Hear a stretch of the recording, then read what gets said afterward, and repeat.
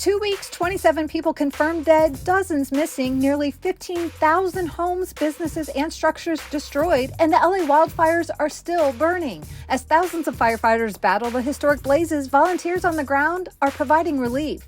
Team Rubicon is a veteran-led humanitarian organization. We have 180,000 volunteers, of which over half of them are military veterans.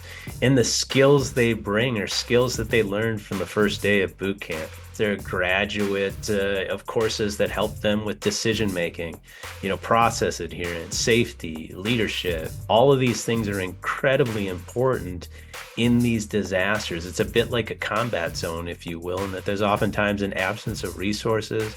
There's often a need for someone to communicate, the steps that are necessary. All of those are things that veterans bring to these types of situations, and it can be a real value add.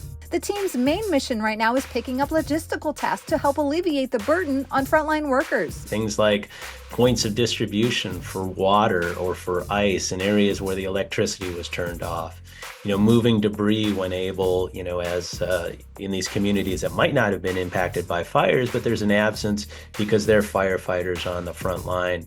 Today at these access points, we're helping to ensure that the people that are returning, to occupy or potentially take a look at their homes understand what is ahead of them from a process standpoint. While new red flag warnings are being issued, Team Rubicon is also focusing on next steps. There'll be actions that we'll be asked to do. It might be, preparing or potentially rehabilitating something to be used as a temporary school.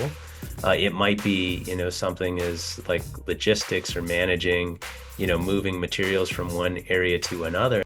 We know that burn scar areas are prone to mudslides, so the intervention or the mitigation is putting sandbags in place, and that's something that we're already having discussions about. And the LA fires are just one of the disasters Team Rubicon is currently assisting in. Disasters happen with increasing frequency, intensity, and damage. We still have volunteers on the ground serving Helene and Milton survivors, 4 different operations that have been ongoing, really since the beginning of October.